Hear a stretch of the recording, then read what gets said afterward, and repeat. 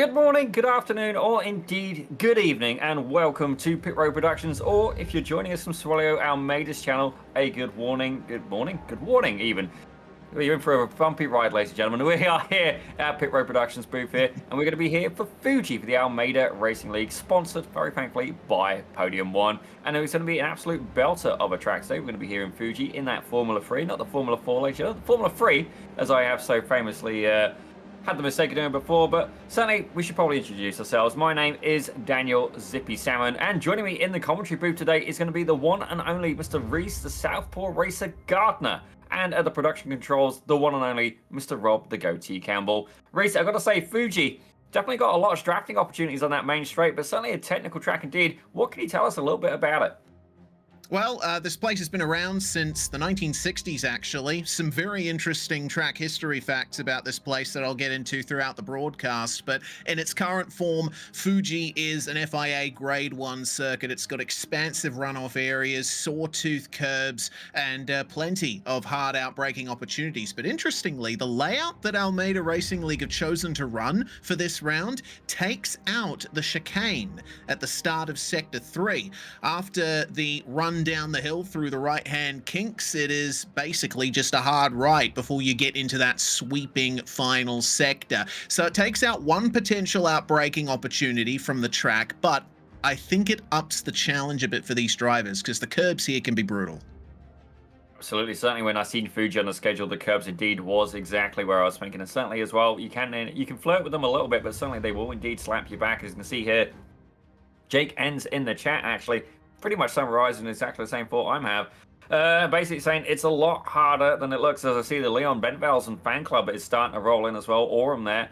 We did actually offer them a fan cam, and it was described as being introverted actually. And honestly, I get it, but I just wanted you guys to know that we did indeed offer that. If you have a cheerleading section and you want them to be featured on the broadcast, we're up for it here at Pit Road Productions. Certainly have a little bit of giggles here. And while we do have the iRacing stands, I do find they can be a little bit neutral at times. But Reese, let's maybe see if we can get a little bit of a lap on board. Actually, you know what we should do? We should check out the schedule. We should. We should indeed. We started off the season in Montreal at the end of June, went to Spa and Sebring for rounds 2 and 3. We're here at Fuji for the 4th round of the championship. Then we go to Algarve, Zandvoort, and Road America to end off the season over the next few weeks. It's a really good track selection here for Formula 3. It's all tracks that we've seen high-level open-wheel racing at, except maybe Sebring and Road America, but then there's plenty of great categories that race there, top level to be sure. I'm looking forward to seeing outbraking opportunities aplenty over the course of the next few rounds. And coming into the format for tonight, it's we're moving away from the endurance format for this particular round. We're going to be having 2 heats of 15 minutes each, and then a feature of 20 minutes, which basically is going to take us through to the end of the night. They're in qualifying at the moment, have just completed 60 minutes of practice. There's about 9 minutes remaining of the 15 minutes of open qualifying. The first heat race being 15 minutes, and heat race 2 has a randomized invert. It will be very interesting to see if that's going to take the entire field inverted, or if it's just going to be a few. We'll have to wait and see. Yeah, definitely going to be a very fun one, Reese, but I've got to say the crowd is indeed going wild. Ladies and gentlemen, have a look who's currently sat in P1, that number 23 car, the crowd favourite. Ladies and gentlemen, Mr. Leon Bentvelsen, the humble man himself. You see him there, he's at the start of a lap, I believe. But certainly Fuji can be a little bit hard to get your bounds off sometimes, but I've got to say, as tracks go, Reese, absolutely fantastic. At the end of the lap, there we go, look, it's going well with it, ladies and gentlemen. And you can see here, absolutely fantastic scenery here in Japan. I've got to say, I do wish my bags were packed, my flight was booked, and I certainly would love the experience, actually. Come to think of it, Reese, you're, for lack of better words, you are on the other side of the world, not just intellectually, but certainly physically, in this case, being there in Australia. If I had to travel, I guess, to Australia, I guess, what would be the highlights if I went over to that side of the world? What would be like your nearest, I say nearest, you're in Australia, but you know what I'm saying, you're more attainable track to visit if I was to head over on that side of the world? Well, Mount Panorama is the obvious option. I'm on the other side of Australia to Mount Panorama, but all it takes is a couple of $1,000 for a plane fare and a few hours of my time, and I'm straight there. Yeah, I think if you're going to be going over to this side of the world, there's plenty worse places you can go than Fuji Speedway, and it's called Fuji Speedway because, as you saw from Ben Velzen's onboard, it literally is on the slopes of Mount Fuji. Coming through the final sector, you can see the mountain. That's Mount Fuji right there. Absolutely beautiful, and it's certainly actually, despite the fact we're not at the Red Bull Ring, it does, when I just see that, it makes me think of these the guys in these like flying squirrel suits, which are, for lack of better words, they're nuts, and by nuts I mean they're incredibly courageous. But certainly, you know, it just makes me think of like what a fantastically beautiful view. I seem to be really nostalgic for the landscapes here today at Pit Road Productions and indeed at Mount Fuji. But let's take a quick look on board here with Matthias Kuhn in the 09, who's currently resting in 3rd place. Reese, do the honours. All right, hopefully he commits to this lap, otherwise we're going to look very silly. It's a long run down the start-finish straight here. That's the finish line right there, and it's a comparatively short run to turn 1 from there. Wait for the 100 marker, brake all the way down to probably about 110, 120 k's an hour for the first hairpin, and then a short blast down to where the twisties almost begin. A very hard sweeping left-hander. Got to be careful not to run too far over the curb, and then turns 4 and 5. Just incredible corner this, all the way to the right-hand side. You carry so much speed. Also through the hairpin of turn 6. Turn 7 is officially counted as that little left blend on the exit. Then 2 right-hand kinks on the way down to the final sector, which is where the twisties really begin. As I mentioned at the top of the show, we're cutting out the chicane. There it is to the right, but it's just a sweep through, and then you're hard on the brakes again for the 12th or 13th turn. Corner numbers are hard.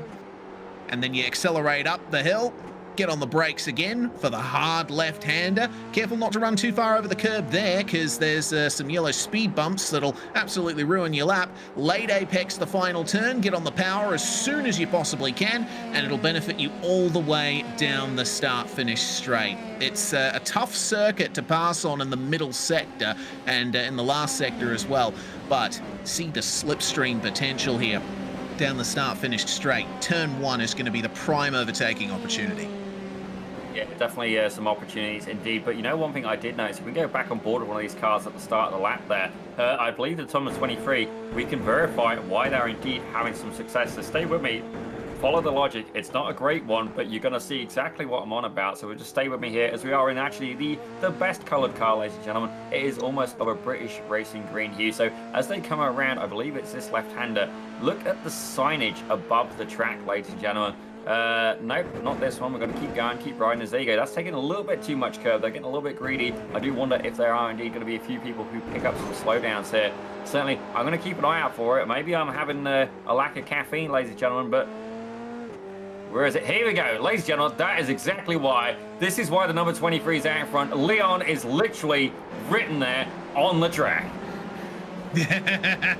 Very nice. Whoa, that's a big slide for him, though, coming into the final sector.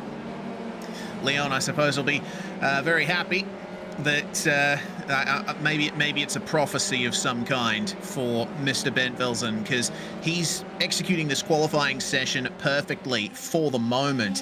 1 minute 30.7 top time in the session. That is more than 2/10 quicker than the next fastest car of Garrett Lund, and in this league that's a pretty sizable gap. So Leon is nailing this for the time being. Kevin Adrian down in P14, he's going to try his best to improve on a 131.4, about 5/6 off what Ben Velzen could manage. Garrett Lund here in second place in the session, but with no draft buddies. He's getting some extra track time in, but I don't know if he'll be able to improve on his time without some slipstream. Brian Lenzer has gone to 6th place out of nowhere. He didn't quite get the time he wanted to get into, I guess, even the top 15, but now he's rocketed up to P6. Certainly some good things there. And if you're wondering where we got some of the coaches, ladies and gentlemen, well, I'm not sure where Kane Halliburton is, but I can indeed tell you where Connor Bell is this weekend. He's actually coaching for Brady Clapham, who's there at Toronto Indy, probably one of the biggest motorsport events in Canada. I'd say if you're on the East Coast, but sort of like the middle and east, I don't know what they get up to over in the West, ladies and gentlemen. They don't let me in that time zone, but certainly there's definitely going to be a lot of people out there who you may indeed know. I don't know if Swello's out there today as well. It would be wicked to see if he is, but definitely a lot of people. Pit Road Productions have met from the sim racing world. We've got the likes of Cedric O'Hyan. We've got John Bembled's going to be there. Caden Goodrich is going to be there. All sorts of drivers. Certainly, it's a shame. We'd love to see Connor Bell behind the wheel, but he's indeed coaching, and I think with his coaching, Brady Clapham has managed to get a P1 as well. Ladies and gentlemen, sorry for that little spoiler there, but you got to say, if you're a little bit unsure potentially about getting involved in the Almeida Racing Academy, well, ladies and gentlemen, this is Connor's coaching skills. Don't get me wrong, you've got the academy, but then you also have the coaches as well. But with those skill set with the driver, they're currently P1. So I'm going to say, yeah, that's a pretty good referral, if you ask me. Certainly is. Mahid Rahman just going to second place there. That's a great improvement from him. Gets to within a tenth of Bent Belzen's provisional pole time. Worth pointing out that the drivers that Zipiel mentioned, they're part of the Radical Canada Cup, which is running as a support category at the Honda Indy Toronto and has for the last few years, I believe. So in the sports car racing world in Canada, you're seeing lots of real-life effects being taken from the Almeida Racing Academy and those involved with it. Really awesome to see. We only have a minute left in qualifying, and this being a heat session, there'll be a hard cut to the end of qualifying. So I think we're going to be seeing a few drivers miss out on improving on their times here. Vijay Rajasekaran currently sitting P5. He'll be able to finish his lap before the timer runs out. Certainly, he was absolutely on fire last week, just completely cleaned up. It was a very, very good experience for him, able to get in a good set of points there. But I've got to admit, I am a little bit jealous. Actually, my boss has managed to make it over to Toronto Indy, so it's fair to say next time he asks for that, his time is going to be, his vacation request is going to be denied, as I'll be going instead, if not indeed as well, ladies and gentlemen. Certainly, I guess it is what it is. I can't tell the boss that he can't go on holiday, but I can certainly try and stow away in his luggage. Certainly, he's going to have to pay the extra baggage, ladies and gentlemen. He hired me. He's already used to it at that point anyway. But certainly it's going to be a good one here as we've got just 15 seconds left on the timer. John Morandini currently sitting there in P10 as Brian Lenz slingshots his way up into third place. Nice job from Brian. Martin Visser as well, going up to P4. Hendricks improving to P5. And Vijay Rajasekaran just missed out on improving on his lap time by 29 thousandths of a second. You would have seen that he hit one of those speed bumps on the way out of the final corner, and I think that unfortunately ruined his lap. But that's qualifying over. And so it is time to go through the grid for race number 1. Leon Bentvelzen and Mahid Rahman are your front row, with Brian Lenzer and Martin Visser on row 2. Hendricks and Lund, P5 and 6. In 7th place, Matthias Kuhn. He's got Vijay Rajasekaran for company. Cairo Enns and John Morandini rounding out the top 10. As you have a look in P11, the one and only Mr. Jeremy Childers is going to be there alongside Amin Alashahi. As we head down to P13, having a quick look, Michael Prechuk with Adam Mika. Not seen too much of him so far this season. I mean, he's been here, but we haven't had too much time on the camera for him, bless him. So we'll have to try and get him some screen time. Kevin Adrian, top man there. He's there in P15 alongside the UK entry of Simon Collier. Marco Chacon, that Team Raccoon Racing, I always remember his team name. He's there in P17 with Yifan Chow in 18th. Brian Lockwood in 19th, and Declan Marston did not set a time. The Welshman there in P20. So no trace of Marsden in practice either, so he was a bit of a late joiner to the session, it seems. Has he joined the grid? Not quite yet. Hasn't got much time, about 45 seconds or so before they get things live here for the first race. And looks like Marsden's just joined at the back there, so we will see a start from him. Just missing our pole sitter and Sammy Hendricks from the grid at the moment. There's Hendricks popping in there, and now we wait for Leon Bentvelsen to find his way on. It looks like he's taking a bit of time to get his nerves calmed there. On pole position here at Fuji, it's an excellent job there for Leon Bentvelsen, and he'll be hoping that he can carry through here to take the win as well. But he has got a lot of drivers who want to take it from him here. Lights up, and we're getting ready to go here at race 1 at Fuji. That's a very quick time there on the countdown, and we are away here at Fuji. Good job from Bentvelsen. Keeps it up here into turn 1, and it looks like we're going to be seeing a move to the inside from Martin Visser. He almost got up the inside of Mahid Rahman. It's certainly a very, very good start, a clean start as well, as I believe something's happened a little bit further down the pack, as it looks like Brian Lockwood maybe has dropped back indeed. I did wonder if he got maybe caught up a little bit at the start, but don't get me wrong, he's a coach, he's going to be quick. As you see Garrett Lund there getting in a fight with Matthias Kuhn side by side as they go around the right-hander, and you can almost see they're almost touching wheels as they make their way around. You can see two team blues there. Can they help each other in this scenario? The team green car of Garrett Lund almost outnumbered in this scenario. Well, I guess he is outnumbered, as he's going to be up on the inside of this next right-hander. Yeah, it looks like Brian Lockwood got into Kevin Adrian in turn 1, so Adrian's lost his front nose assembly from that. It's a tough job for him, but we're keeping an eye on the battles in the midfield here. Cairo ends, keeping Amin Al-Ashahi and John Morandini behind him as there's a spin in the background. Jeremy Childers and Declan Marsden coming together. Cold tyres, ladies and gentlemen, cold tyres. As you can see, a open concept car a little bit further back. That must be Kevin Adrian. You said that he had indeed lost his front nose cone, but right now, Leon Bentvelsen, he's been able to hold on to that lead. He is indeed going to lead a lap, but Mahid Rahman is right behind him. Now, we've seen it before here at the Almeida Racing League.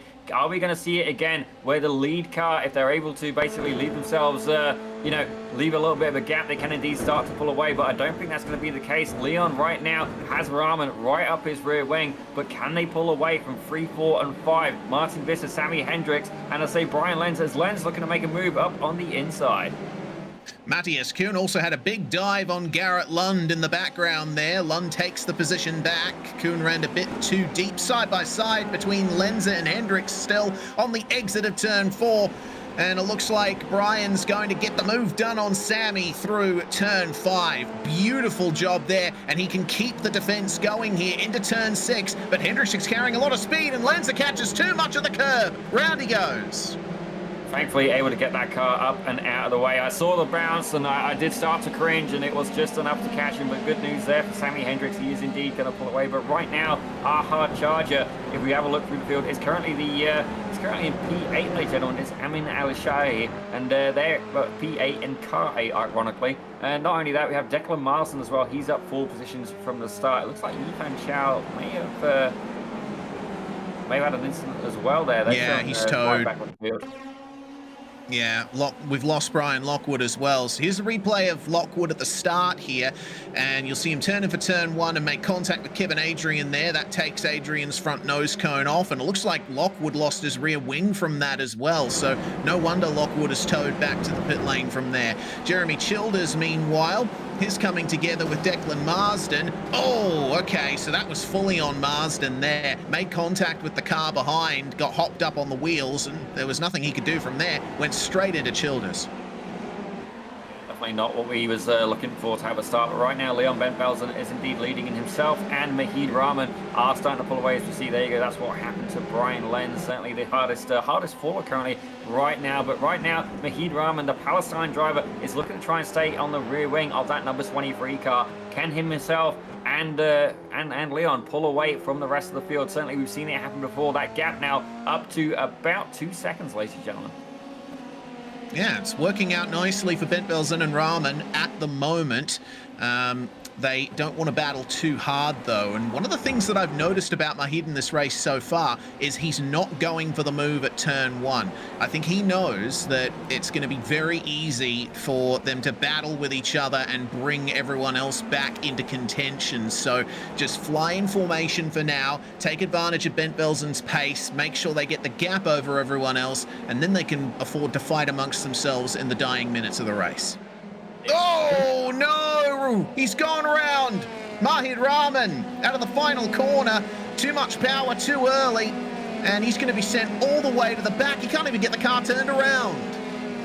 Reminds me of the turning circle of my old Volvo V70. I mean, it could do it, but it took a little bit of extra effort, ladies and gentlemen. Certainly race cars are not known for having a lot of steering angle. Certainly if you take a drift car, well, those things, it's almost like they're on casters at that point. But that is some good news there for Martin Visser. He moves up to P2. Sammy Hendricks as well, now on the podium. But look, right behind him is Garrett Lund. He's been potent so far. He's really taken well to this Formula 3. Can he find his way up onto one of those steps? Yeah, well, if Visser and Hendricks keep fighting like this, it could be an opportunity for a podium there for Lund. Hendricks and Visser, they've been super close into turn one last couple of times. It's always difficult trying to bring the car back over to the right-hand side for the entry into that hairpin. You saw that Lund was struggling a little bit, but evidently, oh God, that's Morandini. He's gone around out of the hairpin. Looks like he might have caught the curb on the exit, or maybe got on the power a bit too early. Quite a distance away from the acceleration zone. Interesting to see. It certainly can indeed be very challenging, especially with some of these higher downforce cars, especially as well, Reese. You know, it can be quite awkward. Let's take a quick look at the replay. Gets a little bit of curve, and I think that was just enough as he put the power down. Different amount of traction available, and it just ended up hooking the car over. Thankfully, narrowly missing the wall. There's such bumpy curbs here at Fuji. That's a good exit from the final corner for Martin Visser. And, well, he's trying to break the slipstream while he's making the pass. Garrett Lund is jetting up to the back of himself and Sammy Hendricks all the way over to the pit wall. Don't usually see them go that far over. So now Visser on the defense coming into turn one. Hendricks on the racing line with a bit more rubber to use, but Visser just holds the inside. Hendricks picks up the power a bit better on the exit, and he's going to come up here at turn three to make the move. Yeah, and you can see Garrett Lund has managed to catch up as well. He's looking to try and capitalize on that. Having a little bit of a connection issue, I believe. We've seen him blinking a little bit there. Is that going to affect his races right now? Hendricks has indeed made his way up into P2. Can Visser fight back? Can Lund make a move up on the pair of them? We're going to have to find out. As then not only that, they got Matthias Kuhn right behind. This could be an absolutely massive battle here for P2, ladies and gentlemen. Multiple drivers looking to get into it. Vijay Raghsakaran, he's back there in sixth. Are we going to see him come into play as well? Certainly he's been potent. Cairo Enns being cheered on by his father, Jake Enns, as well in the chat. Are we going to see some good news for the Canadian driver who currently rests there in P7? Yeah, well, that battle goes all the way back from second to eighth here, and talking about Raghsakaran, he's got the, he's actually was the quickest of anyone on the last lap. Fastest lap of the entire race belongs to Garrett Lund for the moment, so a little bit more to fight there for Raghsakaran. Cairo Enns, meanwhile, he'll take advantage of that little mistake there from Raghsakaran, and they all go over to the right-hand side of the straight. You saw the Leon Pentvelsen is just all on his own at the moment. He doesn't have to alter his line. He knows that they're all fighting amongst themselves here. Look at that. that is the whole race in a picture, isn't it? Everyone from second fighting amongst themselves. Leon's just minding his own business.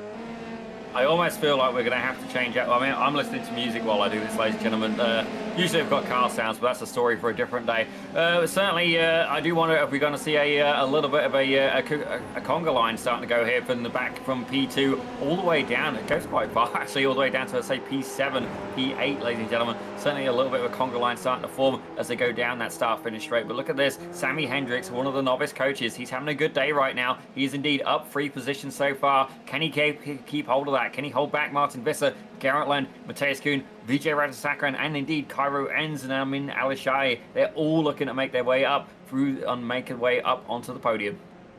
Yeah, I think the problem here for Visser is he's using a bit too much curb through turn 6 and through the hard right into the third sector. It's costing him some apex speed. If you stay off the curbs on the apexes, you generally do better here in a very stiffly sprung car. GTs and all that, they will absolutely monster those curbs, but these cars don't deal with it as well there. Looks like maybe a change for position, not quite. Yeah, actually, Vijay Raghsakaran and Matthias Kuhn trading spots there through the final corner, but Matthias making up the time on the start-finish straight, and he'll have the inside on Raghsakaran as well, plus the slipstream from Garrett Lund. What does Vijay do here? Actually, it looks like Matthias is going to let him through.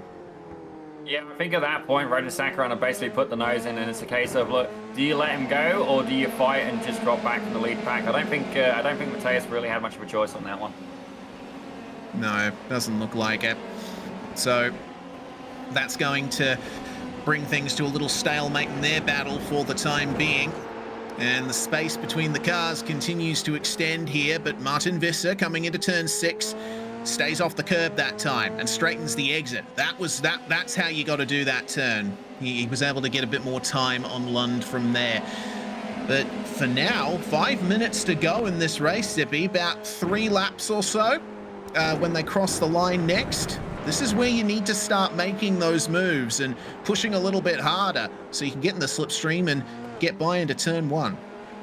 Yeah, certainly I had a little bit of a giggle there as for, just with the camera angle. I had Leon lit up across the screen. Certainly the Bent Bells and Clan will indeed be very happy to see that. Certainly it's not something we can plan either, but don't get me wrong, it seems to be working out for him right now. He's 3.3 seconds ahead. Don't get me wrong, I could call myself Advan Panasonic Bridgestone and I still wouldn't be able to get a podium in the grid of such fantastic, talented drivers.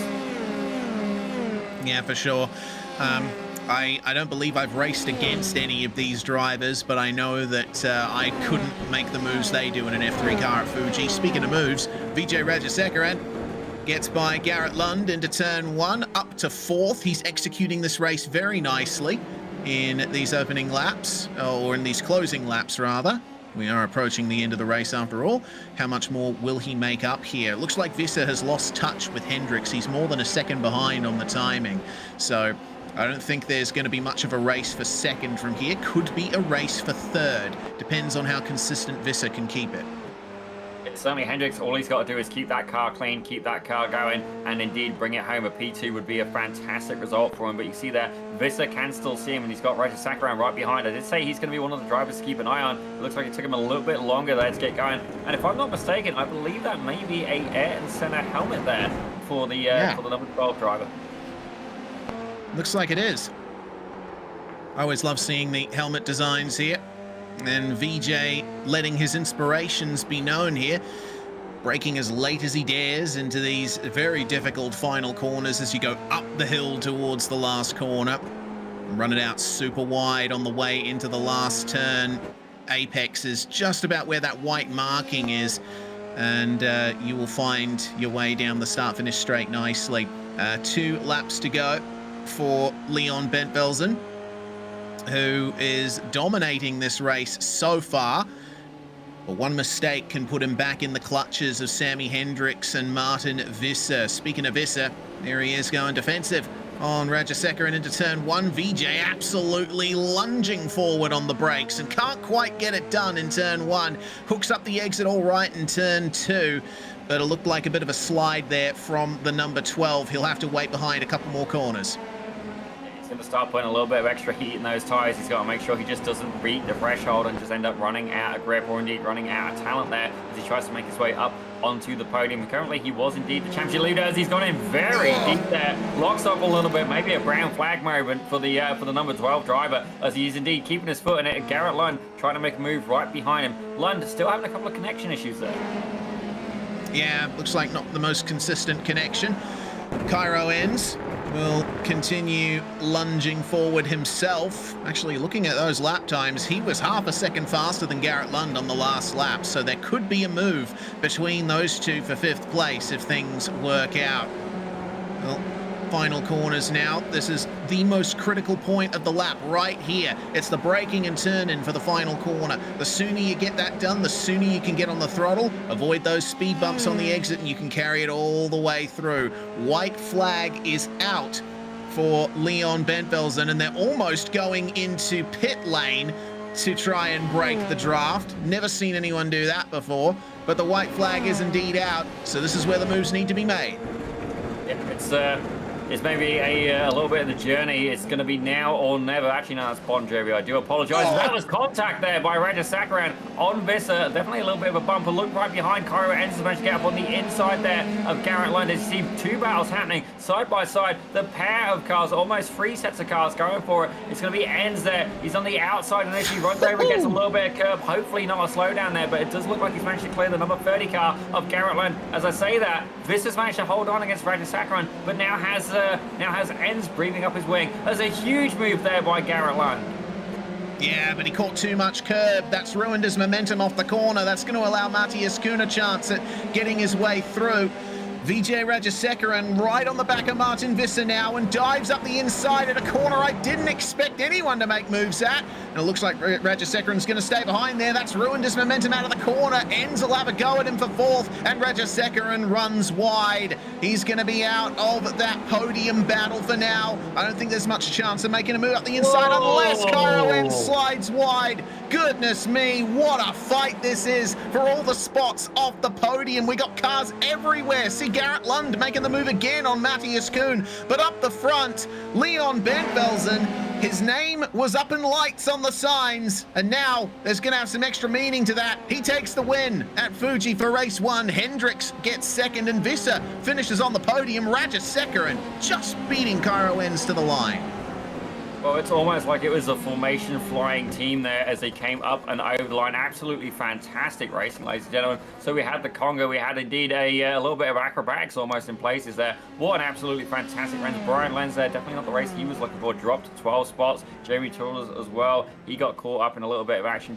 Kevin Adrian as well. They definitely, I think they do have a fast repair. I think we were running on some outdated information, because if not, I'm impressed that they got that car going that quickly. It does show that he is indeed still on the lead lap, so fair play, Kevin Adrian. Hopefully he can have a better run in race 2. Yeah. So it looks like, well, we're hearing from our producer, Rob Campbell, it takes about 8 seconds to put a new nose cone on one of these cars. So looks like the pit stop time makes sense in that context.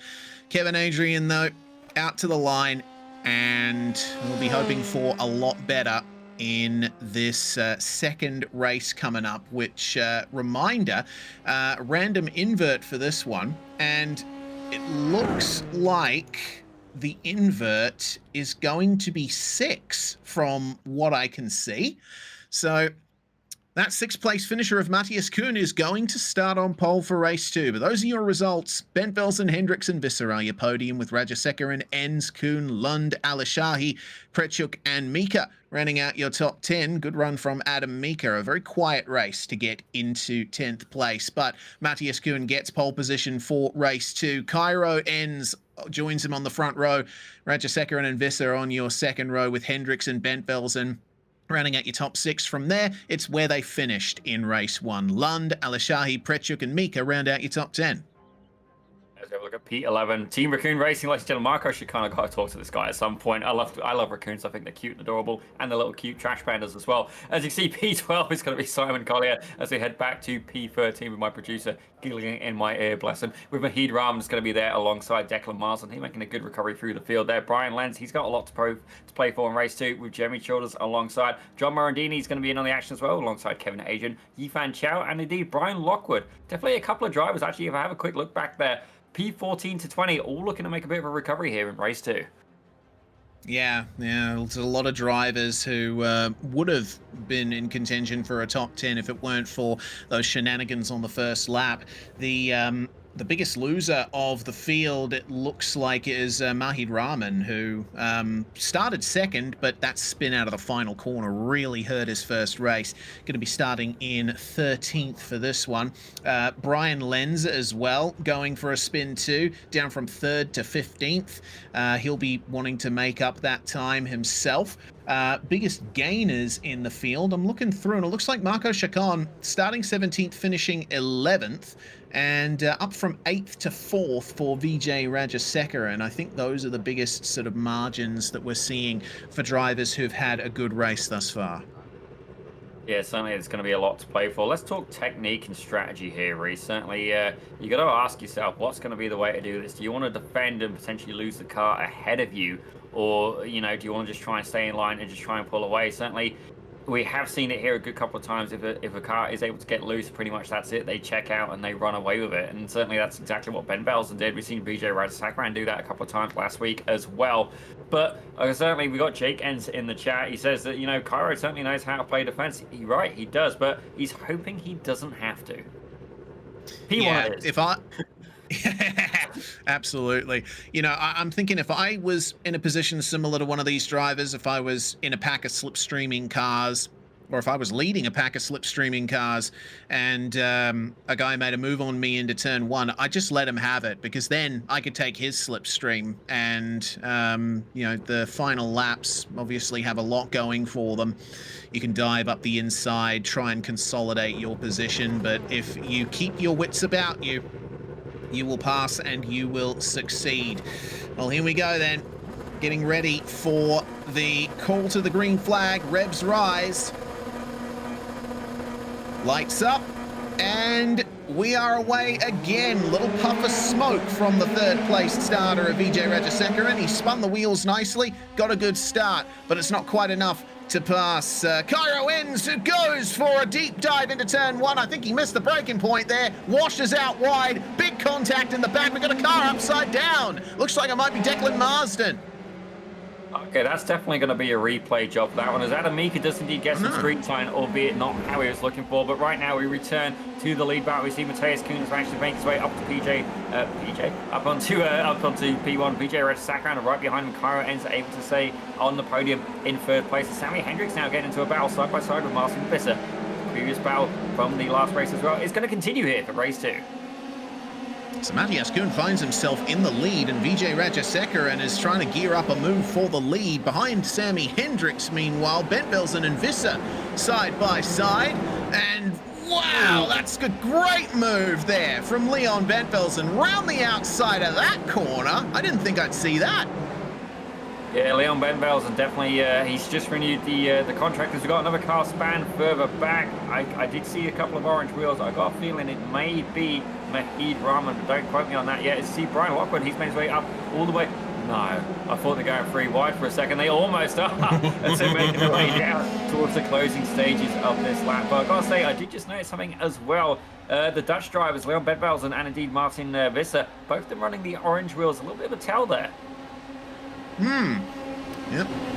Prep for orange supremacy, but right now it's blue supremacy with Rajasekaran getting up the inside of Matthias Kuhn, and Cairo Ends now has another go at Visser into turn 1, this time for second. Manages to brake at the right point this time, and unfortunately it doesn't quite work out for him. He's going to have to wait behind a few more corners for the next real move, but one mistake out of turn 3. And that can define your entire lap. Those curbs are absolutely brutal around here. Keep an eye out into turn 6. And he dives up the inside. You can tell that Ends is really confident on the brakes for sure. Yeah, certainly, and at this point, you got to wonder as well, what's going to be the play? Are you going to try and tuck in line, try and pull away, try to protect your position, or indeed, are you going to fight anybody who comes to challenge you? Certainly, yeah, Rajasekaran, I had a feeling he'd be a threat. He managed to make his way to the front of the grid. See Ends getting a little bit of an off track there, but thankfully able to keep that car going. Bent Velsen right behind him. Looks like he's closing in pretty hard. Are we going to see a move from Bent Velsen, almost grazing those sausage curbs there? Definitely flirting with them, and at that point, I think they're ready for them to buy him a drink. Yeah, for sure. Leon Bent Velsen has shown his mastery of Fuji already today. And he opts for a nice clean exit from the final corner, getting a bit of pressure from Sammy Hendricks, and the snake comes to the fore. Vijay Rajasekaran now half a second ahead of Matthias Kuhn, so doesn't look like too much of a move to be made into turn 1 for the lead, but there could be a move for 4th here. Bent Velsen now dealing with Hendricks right in his rearview mirrors, but Sammy not going for the move at turn 1. I think, he almost ran into the back of Leon, but I think that's a wise decision at this point. He knows that Bent Velsen is the fastest driver here today, so he might as well sit in his wheel tracks, get the slipstream, and then maybe have a go at the podium himself from there. Yeah, certainly, and I'm yet to see a car yet that Sammy Hendricks will not try and bump draft in. So I was starting to wonder if he was, eyeing it up. He got the crosshair out, was just ready to give Bent Velsen a little bit of a nudge further up the track. But you got to say that he's making some good moves. He's having a good day. As Matthias Kuhn, currently resting in P2, starting to lose a bit of pace here behind Rajasekaran, who's pulled away a 0.7 of a second gap. Yeah, looks like Vijay, once he gets into the lead, is not to be denied. Off into the grass for Bent Velsen there. That's made him lose touch with the top 3 ever so slightly. But I think he'll be able to get that back together nicely. Looking a bit further down, well, Lockwood has made his way up to 10th, and he's catching up to Alashahi and Prechuk for P8. And there's some good battling going on behind him as well. Brian Lenz here on the recovery from race 1, but not having a great deal of success moving forward. Let's see if he can finally find his way past Yifan Chow here, and the move is made. Lenz there with the slipstream from Simon Collier, and that's the big advantage he needs. But look at the number 2 creeping up, John Morandini, who's already suffered a spin in this race, I believe, from lap 1, has to back out as the 2 fight ahead of him. Yeah, certainly for a second there. That's why what I really like about a lot of the racing. I tend to kind of enjoy doing a move like that with lap traffic, because you can literally box your opponent in and give them nowhere to go. But this is the hottest battle on track right now, as they are really using every inch of it right now. Ladies and gentlemen, Brian Lenz going toe-to-toe there with John Morandini and indeed Yifan Chow. Yeah, view back from the number 19, and that's a deep run into turn 6 there for Brian, and unfortunately he's missed the apex by a country mile. That has cost him about half a second, I think. Further up the front, Cairo Enns has found his way past Matthias Kuhn, and Matthias has run wide. The grass lining the track here at Fuji means that that is a huge penalty for that mistake. He's fallen all the way back to P7. He took a little bit of a scenic route, Reese. What can I say? Fair play to him. He wanted to take in some of the beautiful mountain views we got here at Mount Fuji. Let's take a quick look at the replay at the start. I was actually hoping this would come up. See, we're keeping an eye here on Declan Marsden, the number 20 car. A little bit of a late joiner here. Let's find out exactly what happened. There's a big lock up there. And how do you like your eggs, Reese? Because in this case, the car was indeed sunny side up. Yeah, that involved Kevin Adrian and Adam Mika, and well, Marsden hasn't made it back onto the track, but Mika has, Adrian has, so has Mahid Rahman. So fortunately, most of the drivers who were affected by that incident can continue on, albeit at the back of the field. It all comes from just getting on the brakes a little bit too late into that first turn. Here is how Matthias Kuhn lost P3, little bit too wide on the way out of the corner. We've seen drivers pull off getting onto the grass before, but it just seems like Kuhn maybe had a bit of oversteer in the car he was trying to correct, and he missed that painted green verge that would have allowed him to get back onto the track cleanly. Definitely not what he had in mind, but right now this is exactly what's in mind for the number 332, the Canadian driver of Cairo Enns. But right now he has the Dutchman, the crowd favourite, ladies and gentlemen, of indeed Leon Bentbels. And I say crowd favourite, that crowd actually being a little bit quiet right now. Orem, Hesper, you guys are usually making a little bit more noise. I'm wondering if you guys are still here at this point. But right now, Bentbels, he has indeed renewed the sponsorship deal with Fuji. The paperwork is signed, but can he deliver on his promises to get a not just another podium, but potentially a P2? At this point, Raja Sakaran is almost 2.5 seconds up and away and in the lead. Yeah, setting 1 minute 30.9s up the front as well as VJ. This is, I think, typical of a driver like Rajaseka, and they get out in front, they just focus. It's just them and the track, and they're able to set blistering times. There goes Bentvelsen up the inside of Enns at turn 1, up into P2 for the number 23. Is there any cutback from Enns? There was an attempt, but it doesn't look like he quite has the momentum to get up the inside for turn 3. Leon's gonna go preemptively defensive, but is able to take the racing line on the way in. Clean run out of the corner as well. Now Cairo has to start looking in his mirrors, because Hendricks and Lund are right with him.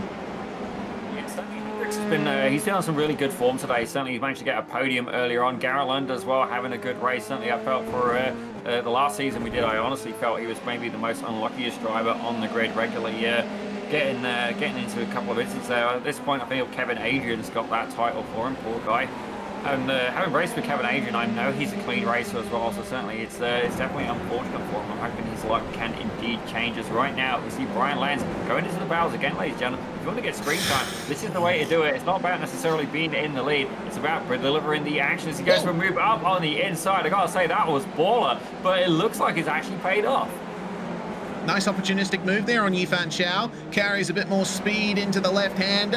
Outside run, has a straighter exit. And Yifan, I think, having some technical problems there. Oh, that's not going to inspire any confidence. And Simon Collier and Morandini's been hooked up in that somehow. Bit of a spin at the final corner. And that's going to be the end of that fight for him. Collier then, oh, hello, that's a bit slow there for one car at least. Let's see what happened to Morandini here. Was this all by himself? Oh, it was. Yeah, that's a shame. You know, for corners like that, you're braking and turning at the same time. You're trying to trail the brakes for the rotation into the corner, and it's very easy to lose the rear in that circumstance. Not only that, you're relying on the downforce a lot as well, races. Brian Lockwood, he's having a good race. Currently the hard charger in this scenario, up 11 spots from where he started, and fair play to him, he's looking pretty quick. And not only that, I'm absolutely, it would be my second favorite paint job on these cars. Obviously, we know which one is the first, but the gold paint looking fantastic, exclusively reserved for the Almeida Racing League management. Yeah, you certainly can't miss him. So Lockwood gearing up for a potential move on Mikhail Prechuk there. Garrett Lund we return to in 5th place. Got Martin Visser right behind him. Cairo Enns up ahead. This battle is showing no signs of cooling down. Ben Velsen has made up some time and put 1.2 seconds in between himself and Hendricks. So now it's a 5-car fight for the last spot on the podium. I do have to wonder, there's about 4 minutes left of this race. Is Ben Velsen going to be able to catch up to Raja Sakran? If I have a look at the last laps, Raja Sakran's just done the best one of the thing. And looking at this, but currently, I'm going to say he's probably not going to catch him. He's about 4 tenths clear. Raja Sakran's just getting faster and faster. So now for Ben Velsen, the task is indeed going to be, can he hold off the 2 drivers behind him? As we see Cairo Enns and Sammy Hendricks now getting into a scrap for P3. Oh, Cairo Enns with a great run around the outside of turn 1 there. Hendricks can, just about see the opportunity for defending the outside at turn 4, but it's not going to happen for him. Turn 3, sorry. Cairo Enns then up into 3rd place, and quite convincingly. Let's see if Hendricks can keep the momentum up, stay in his wheel tracks, and let's see if Enns can avoid running too far over that curb. We've seen at least one driver fall victim to it today. Yeah, certainly it's probably one of the biggest things about Fuji. You've got to use the curb, but you can't get too greedy with it. Certainly we've seen the grass there in particular. One of the drivers did indeed get caught up with that. I believe that was Matthias Kuhn who got caught with that earlier. But right now Hendricks is on the attack. He's trying to make his way up onto the podium. Seeing that Mahid Rahman has towed back to pit lane. A very tough race for the number 5. Adam Mika has gone back into the pits as well and sees no sign of coming out. This is what happened to Rahman. Looks like just running deep off, that's on the run into turn 6 actually. It looks like he just called it a day there and is out of race 2. Hopefully he takes to the start of race 3. We've only got 2 laps to go for our leader, and the battle for P3 is still not over. Sammy Hendricks slingshotting past Cairo Enns into the braking zone, almost gets past and makes contact, and Cairo Enns gets a T-bone. That's what you'd like on your plate at a restaurant, but certainly not in turn 1 at Fuji. Yeah, I'm not much of a T-bone guy. Don't get me wrong, I do enjoy steak, but regardless, it's a meal he didn't order, and I think that one's going to get sent back to the restaurant. It's just gone wide. That was Kuhn. Damn. That was Matthias Kuhn. Goodness me, that was massive. I think a replay. There we go. Thank you, Rob.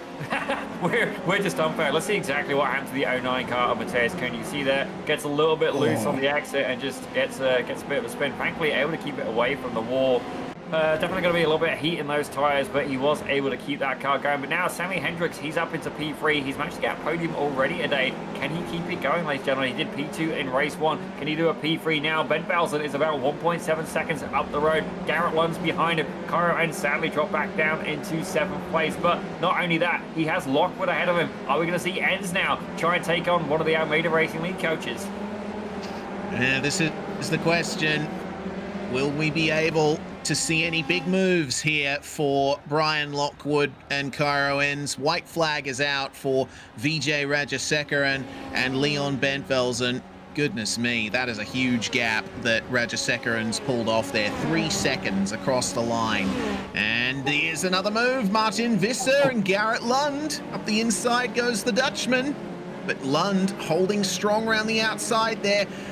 Has to take to the curb, and he'll be able to stay alongside into turn 3. Yeah, Certainly, it was indeed a fantastic move there, as we actually have Dutch drivers in P2 and indeed P5. So not only do we have maybe a little bit of allegiance here between team members, but we also have between countrymen. Certainly the patriotism here is absolutely fantastic stuff there, as we see Jeremy Childers now currently resting in P10, the American driver, ladies and gentlemen. Can he make his way past Michael Prechuk and move his way up into P9?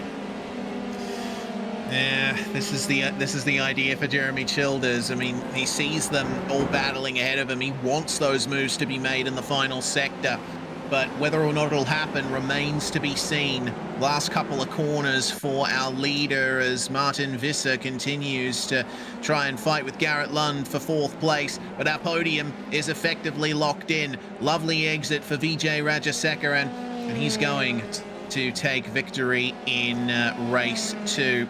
Fantastic job from the number 12 car. Leon Bentvelsen backing up his race 1 victory with a solid 2nd in race 2. Questions in the chat as well. These are indeed Formula 3 cars, and the other splits are going to be held back for Garrett Lund now. Drag race there with Martin Visser. It looks like Visser is going to get him at the line. Brian Lockwood comes down at P6. Another battle happening there between Amin Al-Shai. Oh, fantastic stuff. Almost a formation as they come down across the line. I think definitely unfortunate here. Let's find out what happened to Cairo, and thank you, Rob. And we were trying to work out, see exactly what happened. So you see he's there on the outside, and it just looks like he gets tagged there a little bit. Maybe it's Tammy Hendricks running a little bit wide there. We definitely need to review it a little bit more in depth, but definitely a little bit unfortunate there as they now enter the warm-up. But before we do that, let's take a quick look at our race results from Heat 2. Yep, Bentvelsen and Hendricks, your top 2. No, sorry, that's not right. Those are the results from race 1, are they not? Rajasekaran taking victory in race 2 here. I believe, yeah, there we go. Those are the right results. 3.5 seconds, the gap for Vijay Rajasekaran, with Bentvelsen and Hendricks completing the podium. London Visser round out your top 5, with Brian Lockwood finishing ahead of Cairo Enns, who, you know, looked like he committed to the turn-in for turn 1 when Hendricks was still alongside. Amin Al-Shahi, Mikhail Prechuk, they round out your top 9, with Jeremy Childers in 10th. Marco Chacon, another 11th place, with Brian Lenz recovering to P12. Matthias Kuhn, that spin in the final laps, putting all the way back to 13th. Could have been a great result for him. Collier, Adrian Chow, and Morandini are your finishers. Mahid Rahman, Adam Mika, and Declan Marsden did not make it to the finish. A shame for them, but they have one more race to come. Before we get into that race, here's a word from Suelio Almeida. The Almeida Racing League is growing fast. Hundreds of drivers, multiple splits, broadcasted races, and it's not just about individual winning, it's a team championship. You race with your own squad, you learn how to compete, and you grow together. And we don't throw you into the races blindly. Every week, we help you prepare with pit parties to train side-by-side battles, workshops with live coaching, 20 driving challenges with full tutorials, and even group raids into official iRacing races after the league night. For just $25 a month, this is the most complete training experience in sim racing. Join us as a member today to start your advanced training and racing with us. I'll see you on track.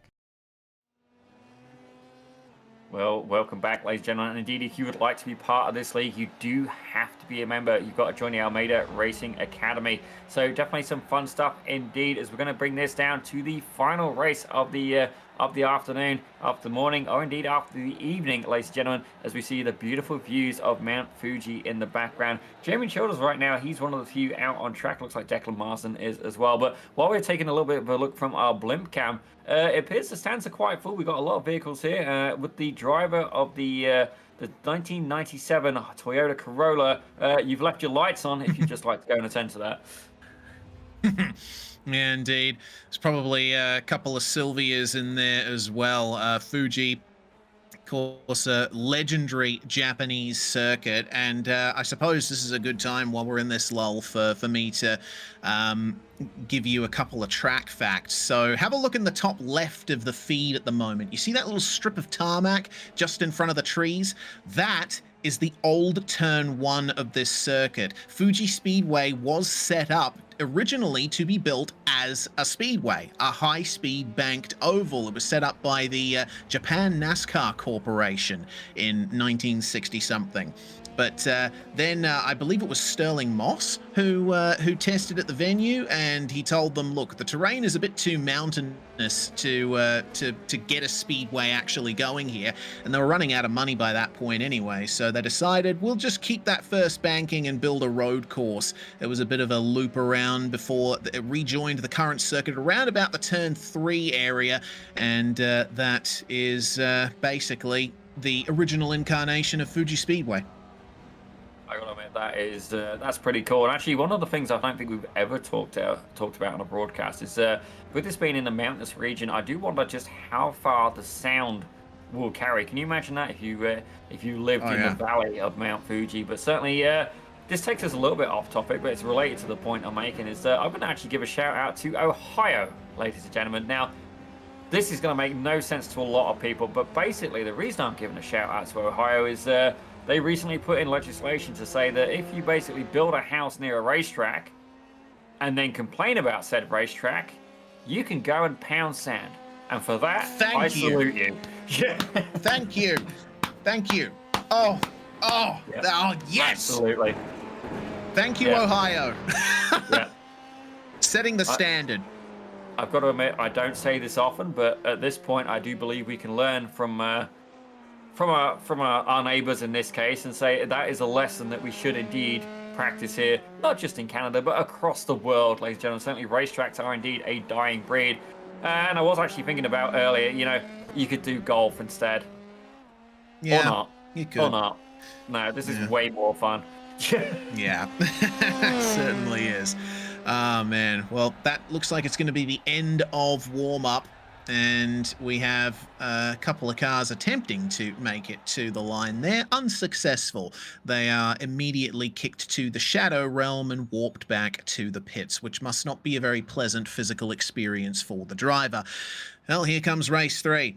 20 minutes on the cards for this one, and Rajasekaran's on pole with Bentvelsen alongside. Hendricks and Lund on row 2 with Visser and Lockwood row 3. I think Lockwood will fall to the back, as the coaches tend to do in this league. Cairo Enns and Amin Alishahi with Michal Prechuk and Jeremy Childers rounding out your top 10.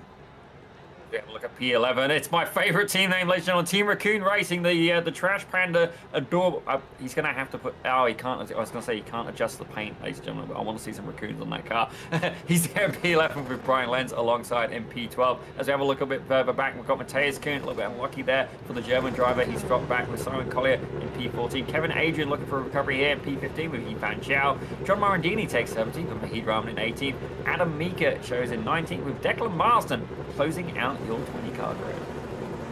And it looks like they're already on the revs here, just in time for us to get through the grid. Bentvelsen versus Rajasekaran on the front row, and immediately VJ defensive towards turn 1. That is the most aggressive move to the inside I've ever seen off a grid from a standing start. Well, VJ's going to keep it into turn 1 with a little bit of a slide. Bentvelsen going to stay right behind him. A well-executed start from them, and it looks like everyone's managed to make it through turn 1 cleanly this time. Nice to see. Yeah, it looks like the majority of the field is trying to get there into single file. Brian Lockwood did indeed start from his P6 there, so looking to try and maybe take a podium. Perhaps he's going to have to fight through another 4 drivers if he wants to take those honours, ladies and gentlemen, and take the top spot. But right now, one of the drivers I was going to say keep an eye on is indeed going to be Cairo Enns in P7. He's managed to hold on to that so far. Is Yifan Chow. He's got caught up in incidents earlier, had a great battle with Brian Lenz before. Is he going to be able to make his way up into the top 10?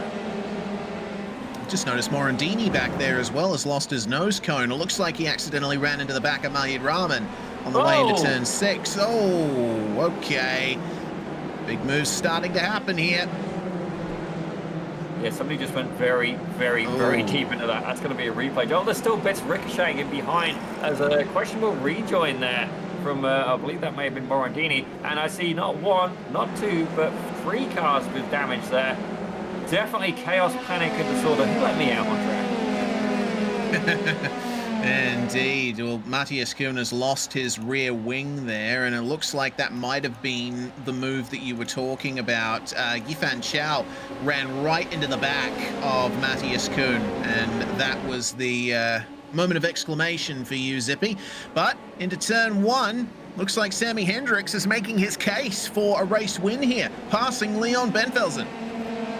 Yeah, certainly Sammy Hendricks has had really, really good form here at Fuji, as has Benfelsen. Don't get me wrong, Hendricks, he's potent, but he's not managed to sign a deal with the track yet. But I say Leon, the only one I've ever seen do that here in the iRacing side of things. But right now, Ratchasakaran is going to be looking to try and extend that gap again. We've seen him do it before, not just here, but last week as well. He's been incredibly potent, ladies and gentlemen, but can he pull away? I do have to wonder, is Hendricks going to be a wingman for him? Is he going to be the goose to his Maverick and try and close off that gap? This is the question. It's a longer race, affords you a few extra laps to set things up, but you got to make sure that the leader doesn't get away. And Vijay Rajasekaran has proved that he's very good at getting away once he's in the lead. Consistency is key around a track like this, with so many corners that can throw you off in quick succession, especially here in the final sector. On board with Benfelsen, look out for the white marker there on the right there. That is the late apex for the final corner, or at least that's the reference point that drivers seem to use. So here they come down the start-finish straight, already trying to break the draft, but looks like Hendricks and Benfelsen don't want to play that game anymore. Neither does Rajasekaran. Across the line they come, and not close enough for any moves, but Mikhail Prechuk and Marco Chacon have just made a move on Amin Al-Ashahi, and Prechuk falling back as well. They're 4 wide on the way into turn one. Oh, God. Oh, jeez. Oh. Get it in there, guys. Okay, they made it through clean. That went surprisingly well. Yeah. Oh, I thought for sure there was going to be an incident there, but they managed to pull it off, and Brian Lenz is going to jet away from all of that. He doesn't want any part of that business. Up the inside, Mahid Rahman on Mikhail Prechuk, and he'll get the move done. Long recovery ahead for Mahid, though. He has not had the results he's wanted from tonight. Remember, he qualified in second for race one, and he has yet to even see a top 10 tonight. Yeah, definitely a rough race for him, but right now he's under some pressure there from the Polish driver, Michael Prechuk, has the door very firmly closed there. Can't keep it going. Cuts to the grass a little bit, as it does one of the drivers behind. I believe that was Kevin Adrian, taking a little bit of the scenic route there as he continues to try and fight back with Simon Collier. I believe these guys have actually been having a good bit of a battle throughout the season, actually, Collier and Adrian. But right now we're going to return up to Michael Prechuk. We're going to try and make a move on one of the former winners of the Almeida Racing Academy. Yes, indeed. Rahman has a lot of form to back himself up, but he doesn't seem that comfortable at Fuji today. Here comes Brian Lockwood, meanwhile, up into fourth on Garrett Lund. It looks like Lockwood decided not to take to the rear of the grid for the final race. Let's see how much he can mix it up here with the top three. Watching Lockwood and the other coaches drive, they make it look easy when they make these moves. And I tell you, it is anything but easy. You know, these cars don't have traction control, they don't have anti-lock brakes, they're very stiffly sprung, and they produce enough power to really spin the car around out of slow corners. So being able to pull a move off here at Fuji is a sign of being a skilled driver.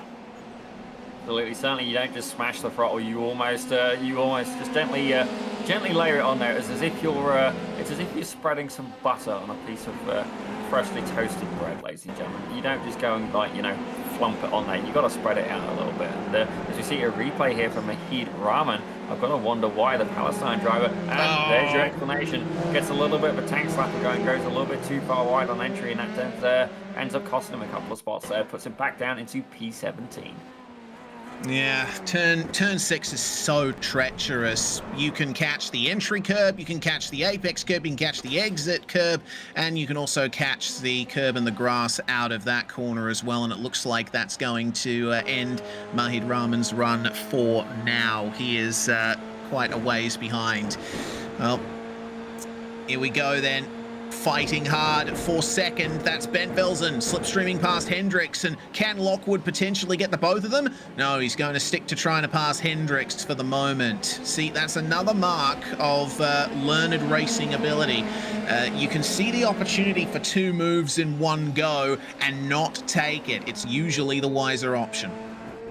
That might be where I'm going wrong, Reese. I mean, in the course of many things, certainly myself, I'm not gonna be racing for the next week for sure. We've established that. But right now, Brian Lockwood has managed to make his way up into P3 as the battle is emerging back there for P12, ladies and gentlemen. It's between Michael Prechuk and the P11, Amin Alishai. Yes, Amin into turn 6 then. They all avoid the death curbs, but that's a bit of a slide on the exit of the corner for Amin. He'll lose a tiny bit of momentum here coming down the hill. And we'll see if there's any mistakes here on the exit of the right-hander here. So easy to run into the grass. The curb is brutal at the apex. It can absolutely send you off. But they all make it through cleanly for now. Yifan Chow looks like retiring from the race as a result of his problems. So we've already lost one driver from this final race of the day. Bentvelsen, meanwhile, seeing a whole lot of gold in his mirrors. Yeah, certainly if you've got one of the coaches behind you, you've got to decide how hard you want to fight. Now, you can do the whole approach of, you know what, I reckon I'm quicker than the guy. You know what, I want to fight the guy. But I think, honestly, Bentvelsen's going to tuck right behind him and try and use the Lockwood to try and stay with Rajasakaran and potentially move his well up ahead of him. Yeah, I think this is actually a blessing in disguise for Bentvelsen and Hendricks, because if Lockwood wasn't there, then Rajasekaran would just be driving away from them at this point. He did that in race 2. He's doing it now, but Lockwood is evidently quicker than VJ. If they can use the slipstreamer Lockwood to find their way past Rajasekaran, that is a successful race 3 for Bentvelsen and Hendricks. Look at the lap times here. Lockwood has been running consistently a couple of tenths faster than Rajasekaran over quite a few laps. So that is something to put a pin in. Looks like Marco Chacon has unfortunately had a pin put in his balloon, which has spectacularly popped. He's fallen all the way back to 17th. Looks like an incident in potentially turn 6. Take a quick look there. There may have indeed been a nice fresh dumpster at the side of the track that had a couple of goodies in there, and the Team Raccoon wanted to get in on that, as they're doing exactly the same thing as Mahid Rahman, but I've got to say, doing it in a little bit more class with that British Racing green paint. Yeah, indeed. It was a nice stop there from him as well. Well, Rajasekaran knows that he's going to have all these guys lining up for him, but Bentvelsen thinks, oh, I might go past Lockwood into turn 1. You know what? Lockwood, I think, lifted a little to let him go there. Maybe they're going to try and help each other out here. Bentvelsen leads 1 lap, Lockwood leads the next. They both get the slipstream. They both vault forward. Will that be successful?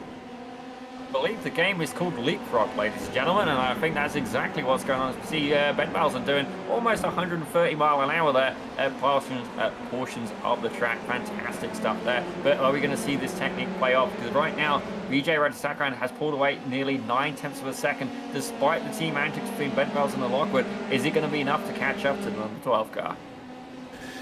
Yeah, they haven't made up much momentum on Rajasekaran this lap, and they're all keeping it reasonably within the margins of the track. Still 10 minutes remaining in this race. Still plenty of time for things to change.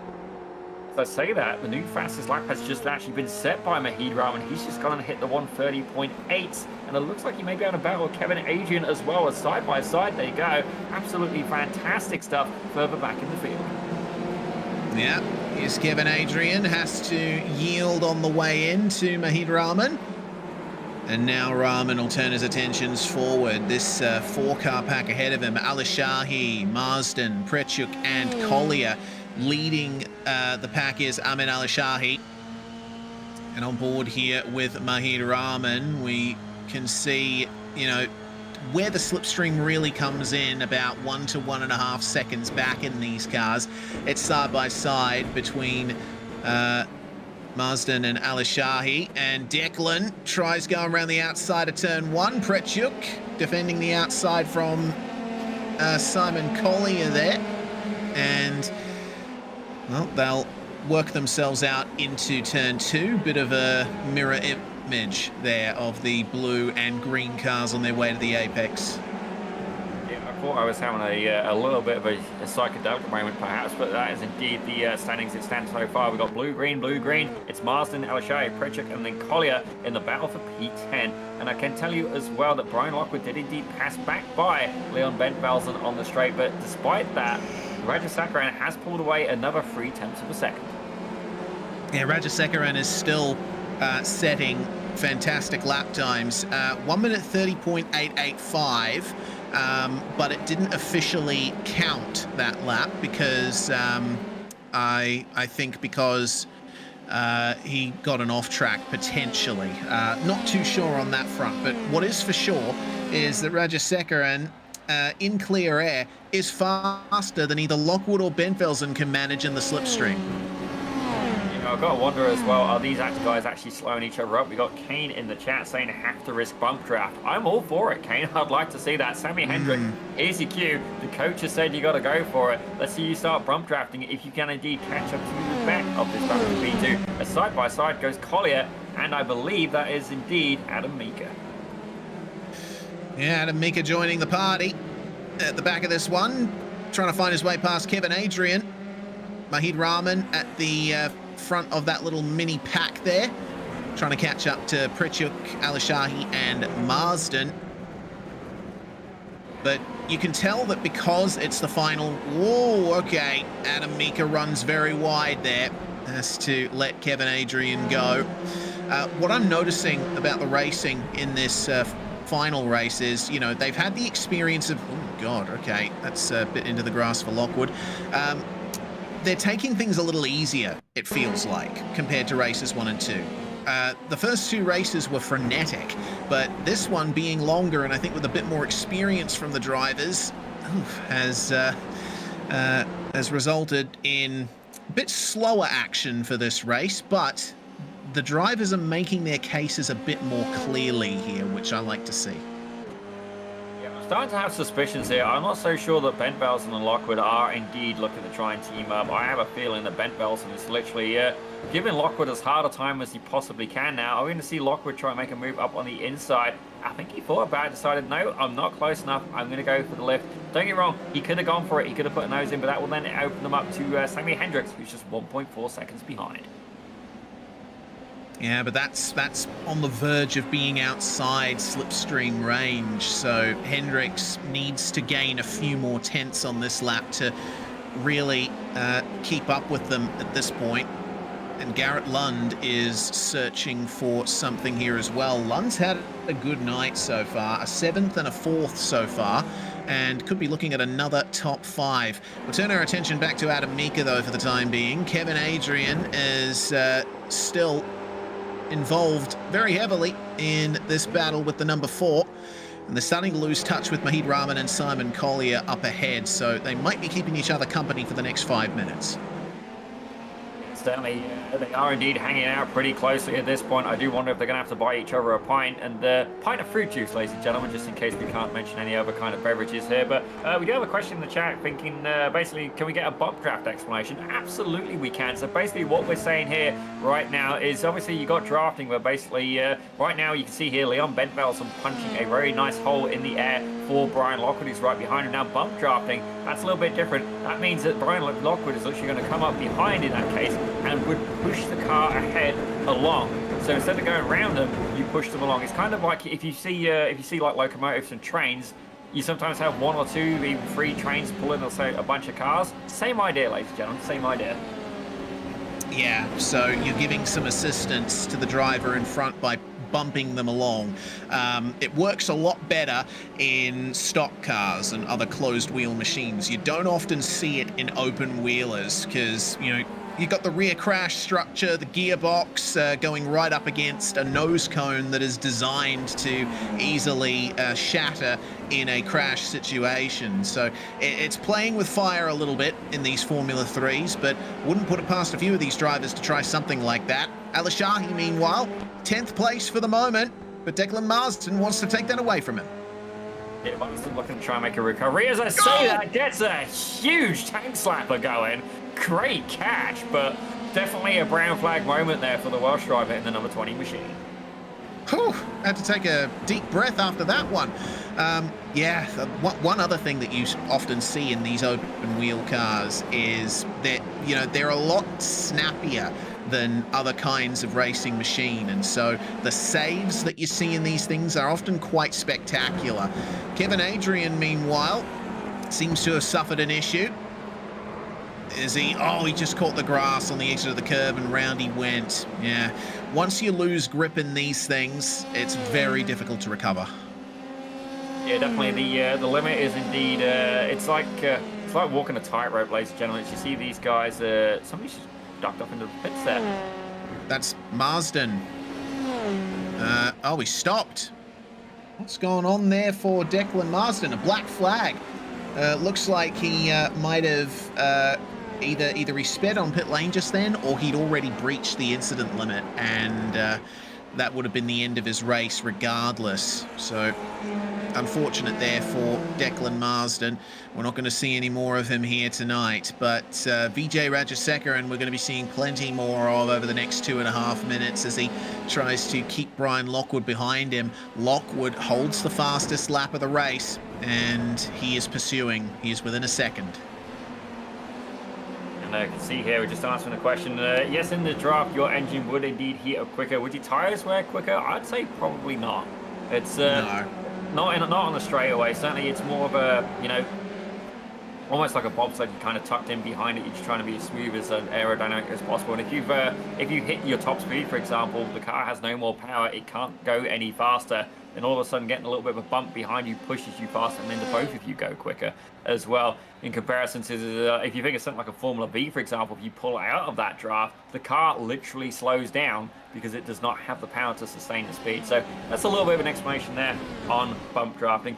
When it comes to NASCAR as well, bump drafting is very much encouraged, ladies and gentlemen, and pretty much if you don't do it, you're going to have very limited success. That's how they reach such incredible high speeds, all about aerodynamics. Not only that, the cars do indeed have almost like a push bar built into them. The Legends car especially, very enjoyable to bump drafting those. Yeah, another thing that you could do is tandem draft, which is sort of like bump drafting, but not, as Pretchuk has a look at Mahir Rahman into turn 3. Oh, they make contact on the way out of the corner, but they both make it out. Lovely stuff. Great action. I don't know how happy Rahman will be with that one, but yeah, the other option is tandem drafting, where instead of actually running into the rear bumper of the car in front of you, you just sit just off it.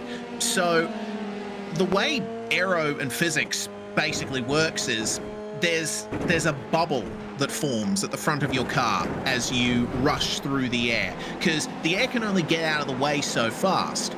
Sometimes, if you try tandem drafting, sitting a little bit back from the car in front, it's actually the air bubble that pushes the car forward. And so you end up getting the same effect of bump drafting, but without actually making contact.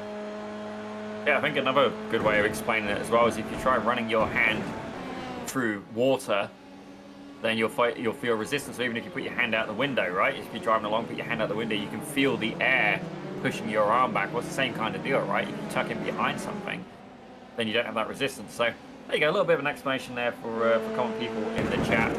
Definitely, we're happy to. We want you to enjoy the show, and indeed, if you understand what's going on as well, it definitely helps. Generally, we just want you to have a very good time. But right now, we are riding along board with Vijay Rajasekaran, the number 12 car. He had a win last time round. Can he do it again? Certainly in the closing stages of this race, as they have indeed hit that 20-minute marker. Yep, it is the final lap, and Brian Lockwood still sitting at about 0.9 of a second back. It's proving difficult for him to make those final moves forward, but there's plenty of opportunities in the last sector for things to go wrong. They both hit the curb very nicely on the exit of the right-hander, and Ben Velzen will continue sitting in third very consistently. Looks like there was a problem for Mikhail Prechuk just now. He's fallen back to 14th, but only one corner to go here for Rajasekaran. He's executed these last two races perfectly and has come storming from a from an 8th place qualifying in race 1 to winning races 2 and 3 on the trot, even when being hounded by one of our coaches. Great job from Vijay Rajasekaran, but a podium in all 3 races today for Leon Benvelzen. Absolute star drive. Absolutely, as we see Cairo ends, he was definitely potent today, had a little bit of bad luck, but able to make a good recovery, get a good set of points. Amin Alashai, he's had a pretty neutral race today, good job there by him. Only just joined this season actually, as we see Adam Mika, who definitely, I think they did a little bit better there in the M2 as well, if my memory serves me correctly. Kevin Adrian there, definitely an open wheel fan, I know, in an F1600. Absolutely lethal, ladies and gentlemen, especially if you get a little bit of rain there. Let's find out what exactly happened to the number 13 car of Michael Prechuk. So this is on the way into turn 6. Yep. I knew that was going to happen.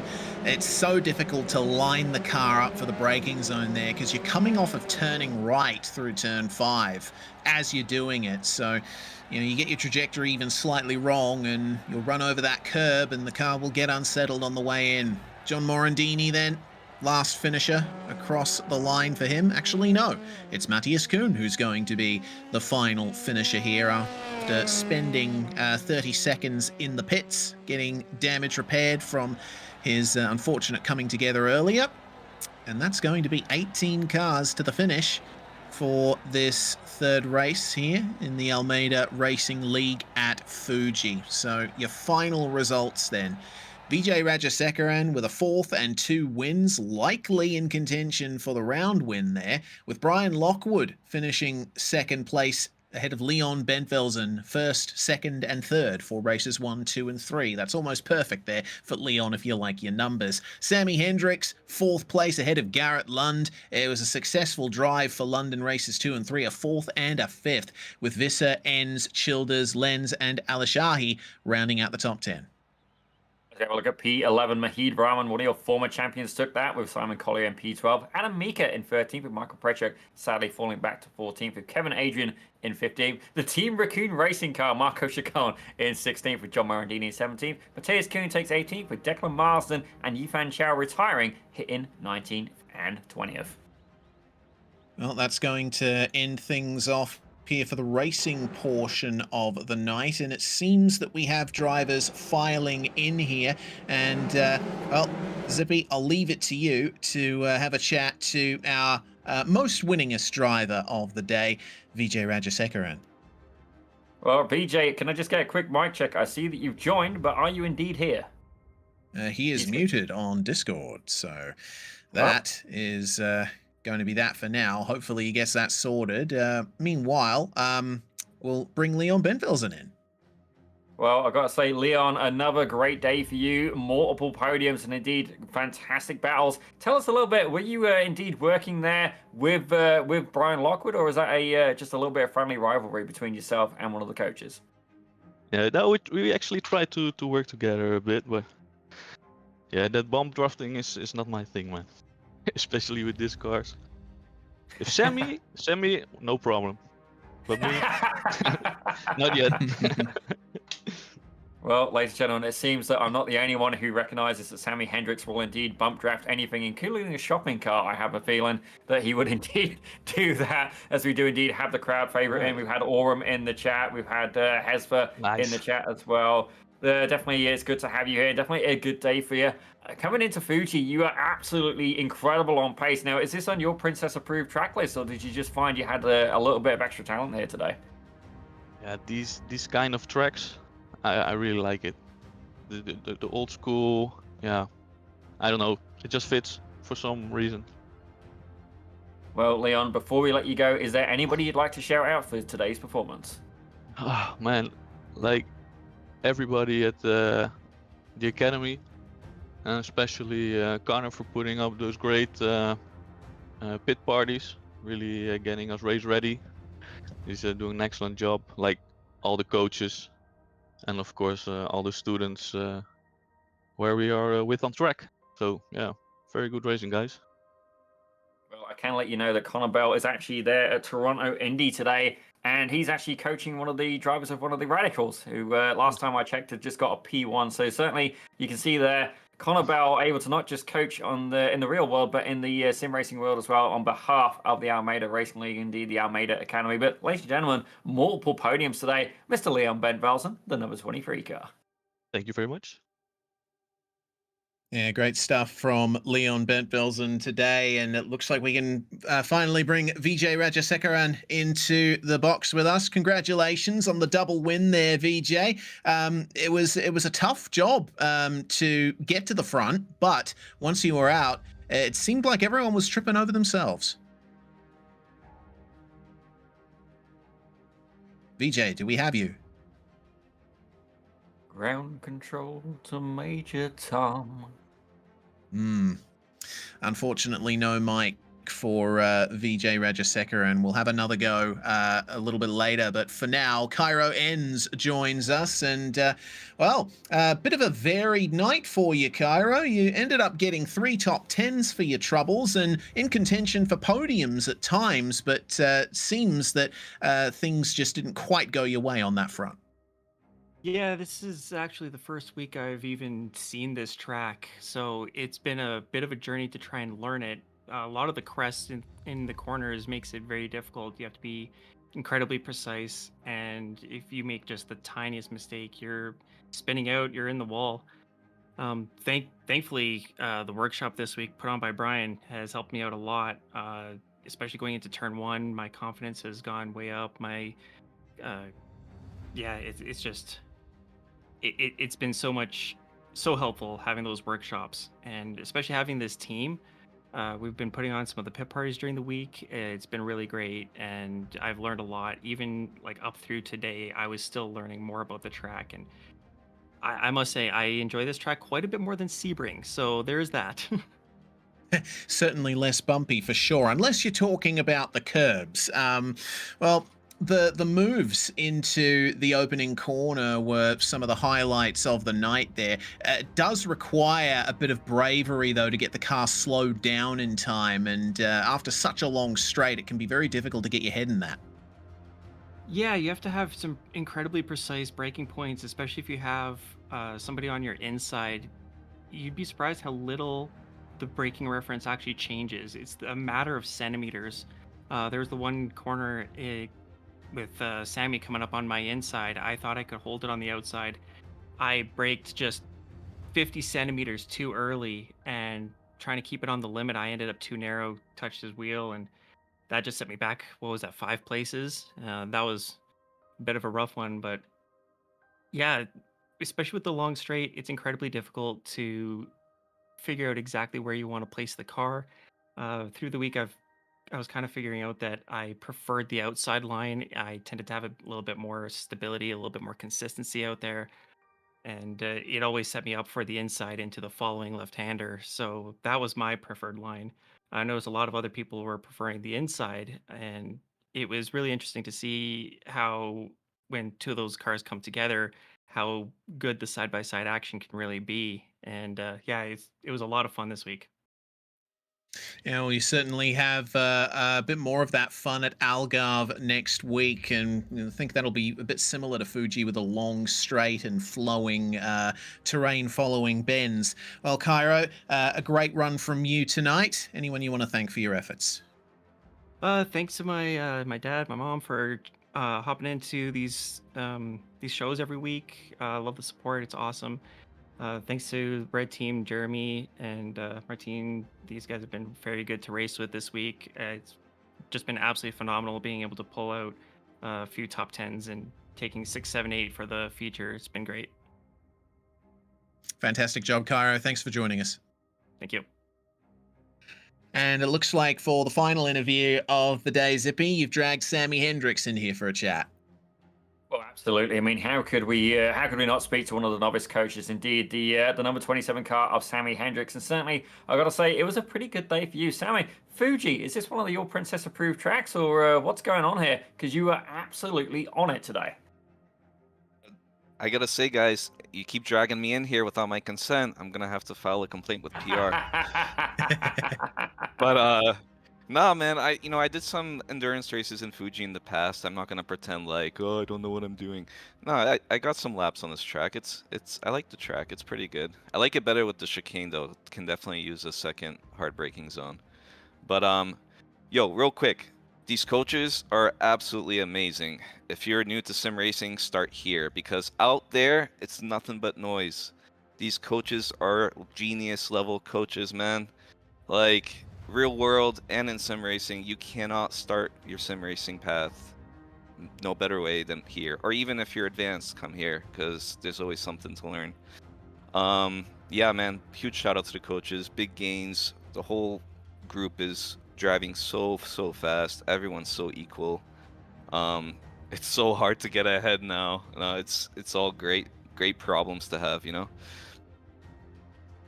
Well, certainly, you can see our producer there trolling it in the broadcast booth a little bit there. But I got to say, on the subject of coaching as well.